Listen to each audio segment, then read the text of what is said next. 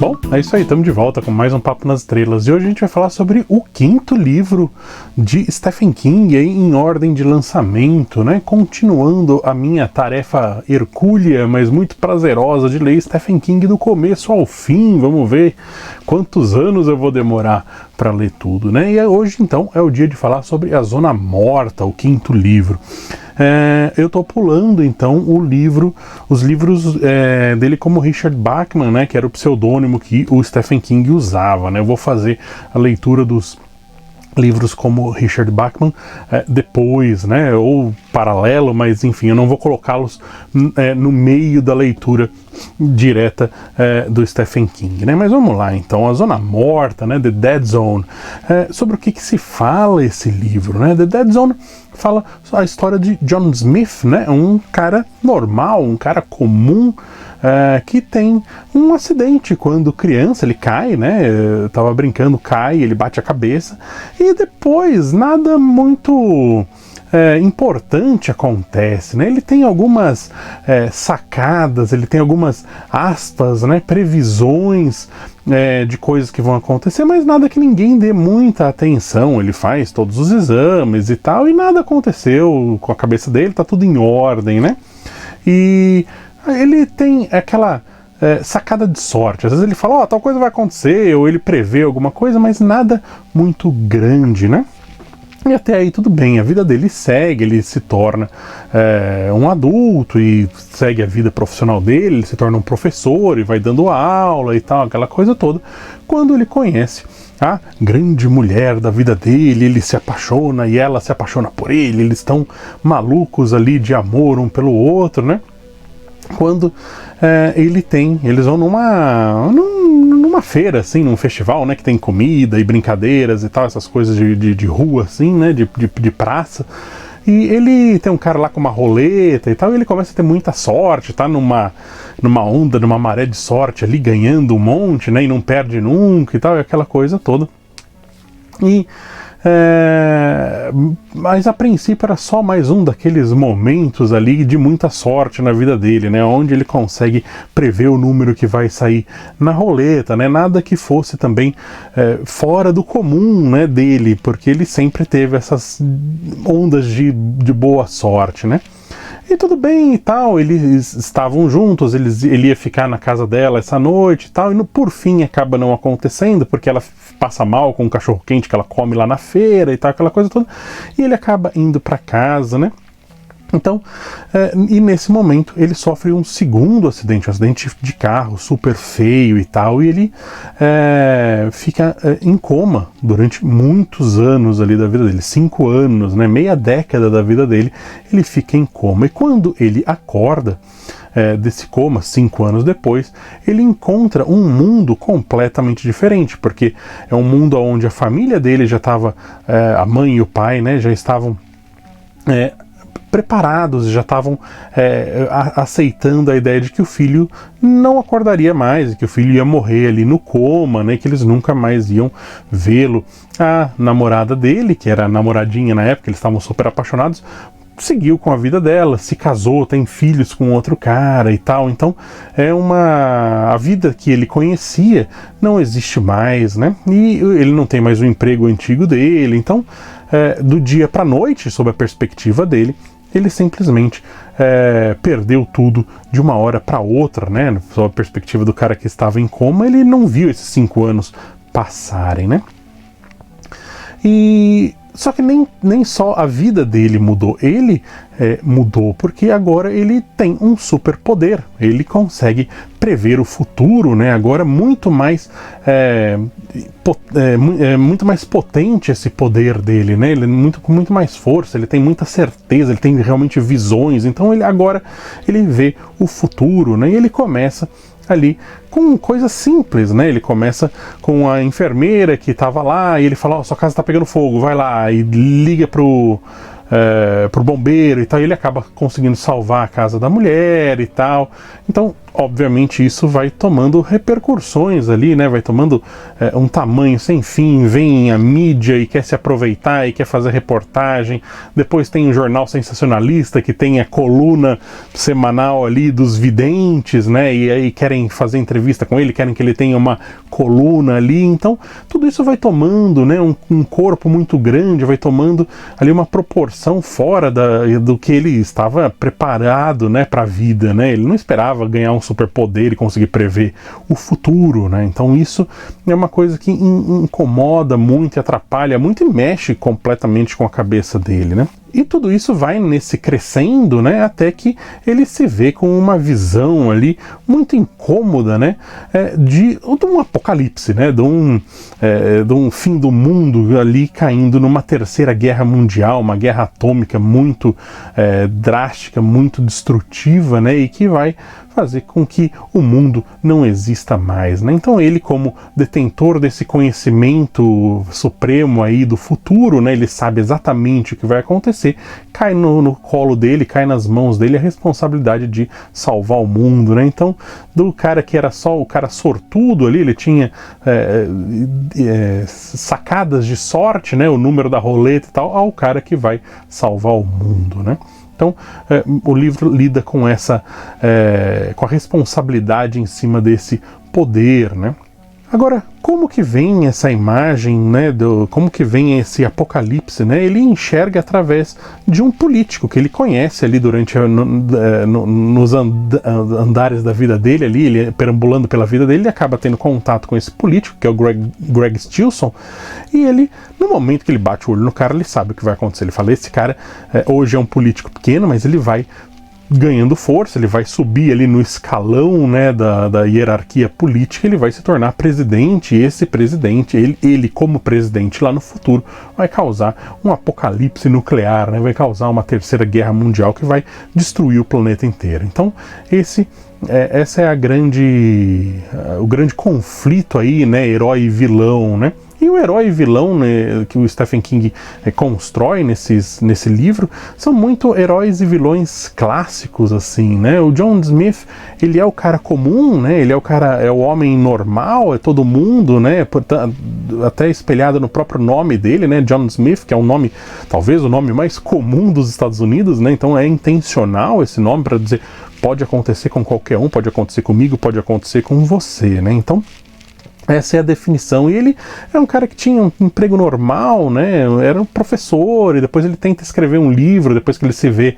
porque ele acaba ficando com problemas físicos, né? Por ficar 5 anos em coma e tal. Então ele tem dificuldade de arranjar empregos e tal. Então ele vai tentar ser um escritor, né? E ele tenta escrever um livro de ficção científica, né? E aqui é espelhado sobre o que o Stephen King está falando no livro, né? Que é justamente essa grande questão eterna da ficção científica de viagem no tempo, né? Se eu sei o futuro, eu posso voltar, né? Eu sabendo o que acontece, eu posso voltar e alterar o futuro, né? Eu volto no tempo e altero o futuro. Então vem mais uma vez a grande discussão, né? Eterna discussão que já foi esmiuçada a exaustão, né, por diversas obras da ficção científica, né, que é matar o bebê Hitler, né? A gente volta no tempo e mata o bebê Hitler antes dele se tornar o Hitler figura histórica, né? Mata o Hitler quando ele era uma criança, mata quando ele ainda não tinha feito nada. Então vem as discussões morais, porque aí a gente está falando de infanticídio, né, de uma criança que não fez nada. A gente deve ir lá e punir uma pessoa pelo potencial de maldade, o potencial negativo que essa pessoa tem, né? Mesmo você tendo certeza daquilo que ela vai fazer, ela pode ou não pode ser punida por um crime, né, que ainda não foi cometido, né? Isso aí já foi dentro da obra do Philip K. Dick, foi eternamente discutido, amplamente discutido, né? Jornada nas Estrelas já discutiu isso, enfim, diversas ficções científicas já discutiram esse tipo de tema, né? Então, aonde que está essa linha, né, do que a gente pode e o que não pode fazer para prevenir um dano no futuro, né, um problema lá no futuro, né? Então o Stephen King colocando o John Smith como esse escritor de ficção científica que está escrevendo um livro sobre uma viagem no tempo, que o cara volta no tempo para matar o Hitler, ele coloca, esmiuça ali, né, coloca na mesa exatamente sobre o que ele está falando, só que sem as peripécias de viagem no tempo, sem ter que explicar como a viagem no tempo existe, né? Simplesmente um cara que está no presente e sabe o futuro, né? O efeito é o mesmo, né? Olha, eu sei o que vai acontecer lá na frente, eu tenho certeza absoluta disso, até porque todas as previsões do John Smith até esse ponto nunca falharam, né? E aí coloca o John Smith como aquele herói relutante, né? Que, olha, eu sei o que vai acontecer, mas será que eu tenho que fazer? Será que eu não tenho, né? Então ele tem um poder e não quer agir em cima do poder dele, agir em cima do conhecimento dele, esse conhecimento único, esse conhecimento supremo que ele tem, né? Então coloca ali o John Smith como esse herói relutante, que não sabe o que tem que fazer ou não, né? Mas nem só de heróis vivem, né, as histórias, né? E vamos falar um pouco sobre o Greg Stilson, que é o vilão, né, o antagonista dessa história. Então vamos lá, o Greg Stilson, ele é um político, né? Mas quando ele nos é apresentado logo no começo, né, paralelo ali ao John Smith, nós acompanhamos a vida, acompanhamos a carreira dos dois no decorrer da vida, né? Então o primeiro contato que a gente tem com o Greg Stilson, ele é um vendedor de porta em porta, ainda antes da carreira política, e ele vende bíblias, né? Então, mais uma vez, colocando ali essa visão que o Stephen King tem a respeito da religião, né? E dos problemas que o fanatismo religioso extremo, né? O fanatismo extremo, aliás, fanatismo é sempre extremo, né? Mas, enfim, essa potência máxima aí da religião, né? Desse fanatismo pode causar de mal, né? O quanto mal isso pode ser, né? E, paralelo a isso, nesse livro também é a primeira vez que o Stephen King coloca ali as opiniões políticas dele mais descaradas, assim, mais abertas no papel, né? A gente tinha pequenos detalhes nos outros livros, né? Nos 4 primeiros livros, mas essa é a primeira vez que ele coloca pra fora mesmo, né? Hoje, quem conhece o Stephen King, acompanha ele no Twitter e tal, sabe o quão ativista ele é e o quão boca aberta ele é e respondão, né, na internet e tal, mas naquela época ele era super contido, né? Volta ali no começo da carreira dele ali, ele ainda era muito contido, não colocava tudo tão às claras assim. Então esse livro é a primeira vez que ele coloca ali, tensiona os músculos do discurso político dele e coloca no papel em si, né? Expõe para o mundo, né? Como que ele enxerga as coisas, né? E nesse momento o Greg Stilson tá ali vendendo Bíblia de porta em porta e tal, aquela coisa toda, e ele chega numa casa e fica muito bravo, e que não tem ninguém para atender, então ele perdeu a viagem, né, fez a viagem à toa e tal, e vem um cachorro ali latir para ele e tal, e ele chuta o cachorro até a morte, né, e é uma cena, bom, aí é o Stephen King descrevendo essas coisas cruas e super grosseiras e super gore, né, super sanguinárias assim, né, que ele faz super bem, né? Então você já coloca, né? O vilão que chuta cachorro, né? É uma máxima, né? Você define o vilão quando ele chuta o cachorro, né? Então, quando a pessoa não tem nem carinho, nem empatia por um cachorro, né? Um animal, então esse cara é definitivamente mau. E a gente tem a definição da maldade dele na primeira cena, né? A cena de introdução a esse personagem.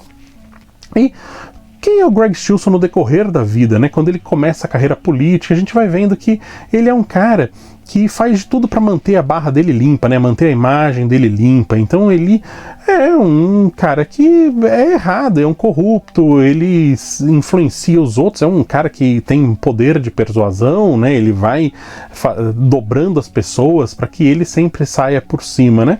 Uma visão bem clara aí de como que o Stephen King enxerga os políticos num geral, né? E só que uma coisa que eu acho interessante que ele fez é que o Greg Stilson, apesar de ser o vilão, ele nunca se enxerga como vilão, ele sempre dá aquela impressão de que ele é o cara que está fazendo aquilo que tem que ser feito porque o que ele está fazendo, sob a perspectiva dele, é o certo, né? Então ele é o cara que passa por cima de tudo, faz o que for necessário, justamente para atingir o objetivo final dele, né? E então ele dobra regras, ele faz as coisas por baixo do pano justamente por esse objetivo final, né? E a história do Greg Stilson e do John Smith se cruzam, né? Eles acabam se conhecendo e tal. E então o John Smith decide que eu preciso matar esse cara, eu preciso acabar com esse cara, porque senão o mundo inteiro vai pagar por isso, né? Vai existir um apocalipse ali, um Armagedon, né? Uma guerra nuclear, né? Então o John Smith, com muito custo, decide que ele vai matar o cara, né? Então ele compra uma arma e tal, e começa toda essa luta dele, esse conflito interno dele de eu vou matar um cara, né? Eu vou fazer isso, né? Então o Stephen King nos coloca esse drama dele de ter dúvidas, né, e de ser conflituoso consigo mesmo, né, sobre uma decisão que ele tomou e que ele vai seguir até o final, mas que ele não é totalmente ok com a decisão que ele tomou, né, com a atitude que ele tem que tomar, né. E no final das contas, no comício lá que ele vai fazer e tal, o John Smith tá com a arma e vai atirar, e no final das contas ele se atrapalha, porque ele não é um matador, né? Ele não é um assassino, né? Então ele não sabe fazer as coisas direito, acaba se atrapalhando. Só que, assim, as pessoas veem que tem um atentado ali contra essa figura política. E é político, né? Sempre cercado de criancinhas para dizer o quanto ele é bonzinho e tal. Então na hora que o Greg Stilson vê, né, a arma e aquela coisa toda, ele pega uma criança e usa como escudo humano ali, né? E esse é o assassinato político, né? O suicídio político, na verdade, né? Que o Greg Stilson faz, porque nesse momento, a hora que ele bota uma criança na frente dele para se proteger do risco, ele acaba com a imagem política dele. Então ele fica desacreditado e ele acaba perdendo a eleição, né, por causa da atitude dele mesmo, e não porque ele foi morto ali pelo John Smith, né? Então, mais uma vez, né, outra característica de vilão é o cara que chuta a criança, né? Então, o Greg Stilson é um vilão do começo ao fim, né? Na primeira cena dele, ele tá chutando um cachorro, e na última cena dele, ele tá usando uma criança como um escudo humano, né? Então, mostra o quanto que esse cara foi vilão, foi vilanesco, né? Foi maldoso do começo ao fim, né? Ele sempre foi esse cara, né? E por mais que ele tivesse mascarado ali as atitudes dele, por mais que ele sempre usasse essa toga de bom moço, né? Essa roupa de bom menino, né? De cara bonzinho, né? E, enfim, esse é basicamente o livro, mas eu pensei em fazer duas coisas novas, né, nessa sessão aí de vídeos que eu estou fazendo sobre os livros do Stephen King, né, e uma sessão que eu quero fazer são as ferramentas do rei, né, então, características que eu estou encontrando em todos os livros, né, ou pelo menos eu vejo que ele usa essas mesmas ferramentas narrativas em vários livros, né. E uma característica muito marcada para mim são os incêndios, né? Todo livro até agora teve incêndio. O primeiro, Carrie, obviamente tem um incêndio, depois tem A Hora do Vampiro, incêndio no final, depois vem o que? Iluminado, o hotel pega fogo no final, a Dança da Morte, tem uma bomba atômica no final, né? Então tem um super incêndio, e esse livro tem 2 incêndios, né? Tem um incêndio incêndio pequenininho, né? Lá da casa da enfermeira no começo do livro, e depois eles salvam um outro rapaz que ia se formar na faculdade lá e tal, não sei o que, ia ter uma festa num lugar, e esse lugar ia ser atingido por um raio e ia ter um incêndio. Então ele consegue tirar o rapaz lá do lugar e fazer com que algumas pessoas não façam a festa nesse lugar, e o lugar pega fogo. Então, mais uma vez, o incêndio aí como uma ferramenta narrativa muito forte, né, pro Stephen King, né? E vamos sempre lembrar que o próximo livro chama Incendiária, né? Então o incêndio continuará por um tempo. Outro detalhe que eu acho interessante é como o Stephen King meio que coloca um avatar dele nos livros, né? Esses protagonistas dele, num geral, são uma versão, né, uma imagem de uma das facetas de quem é o Stephen King, né? Por exemplo, o escritor, né, e o professor. O Ben Myers, no A Hora do Vampiro, era um escritor que foi para a cidade que ele tinha crescido para escrever um livro. O Jack Torrance, no iluminado, é um escritor que está tentando escrever um livro, né? E o Jack Torrance também era um professor. Agora o John Smith, ele é um ex-professor que está tentando escrever um livro de ficção científica. Então, mais uma vez, aí essa característica, né, do personagem escritor, né, e o personagem professor, que ali meio que representam o Stephen King nesse universo dele, de certa maneira, né? E outro detalhe que eu achei interessante é essa ferramenta do eles nunca mais se viram, né? Uma coisa que a gente viu ali na Dança da Morte, né? Quando eles colocam dois grupos de personagem e um cara fica para trás, você fala, esse cara já morreu, né? E ele coloca, então eles nunca mais se viram, né? E depois, obviamente, o Stephen King vai e subverte a nossa expectativa, né? De uma certa maneira. Quem quiser saber mais a respeito dessa cena, vai lá ver o vídeo do A Dança da Morte, que foi o último vídeo que eu fiz. E nesse livro, o Zona Morta, ele usa isso, essa mesma característica, né? Só que, eles não se viram por 5 anos, né? E quando ele vai entrar em coma, né? E você, antes de saber que ele vai ter o acidente, você imagina que simplesmente o relacionamento dos dois não deu certo, eles não se encontraram mais por algum motivo, e não por causa do coma em si, né, desse acidente em si que vai mudar a vida do John Smith ali completamente. Então eu acho interessante essas características aí que o Stephen King usa, essas ferramentas, né, as ferramentas do rei, né? O que o Stephen King usa para construir esse universo que ele tá criando, né? E então, falando em universo, a gente vai falar também sobre o multiverso do Stephen King, né? É sabido, né, que o Stephen King sempre coloca referências de um livro nos outros livros, e ele vai criando ali um emaranhado, uma grande teia, né, de histórias que junta o livro 1 com o livro 10, ele junta todas as grandes histórias, né, que ele criou num universo compartilhado ali. Então a gente vai dar uma olhadinha assim, em algumas coisas que eu já encontrei nesses primeiros livros que eu já li, né, nessa leitura, e pegando conhecimento de algumas coisas que eu li, que são lá pra frente, sem dar muitos spoilers. Então, esse livro, né, tem uma cena que o John Smith, ele ajuda um policial a desvendar um assassinato de uma criança e tal, e ele tem que ir para uma cidadezinha ali perto de onde ele estava, que é a cidade de Castle Rock. Castle Rock é uma cidade recorrente aí nos livros do Stephen King, né, e essa, então, essa é a primeira história que se passa, ou pelo menos passa um pedaço dela em Castle Rock, a primeira aparição de Castle Rock nesse universo do Stephen King, né, nesse universo compartilhado aí dos livros dele. Então, para quem quer ler todas as histórias que se passam em Castle Rock, tem que ler Zona Morta também. Outra coisa legal que eu encontrei é que existe uma Flag Street, né, uma rua Flag, né, fazendo aí a referência ao Randall Flagg, vilãozão aí tão importante no multiverso aí do Stephen King, e que apareceu pela primeira vez em Dança da Morte.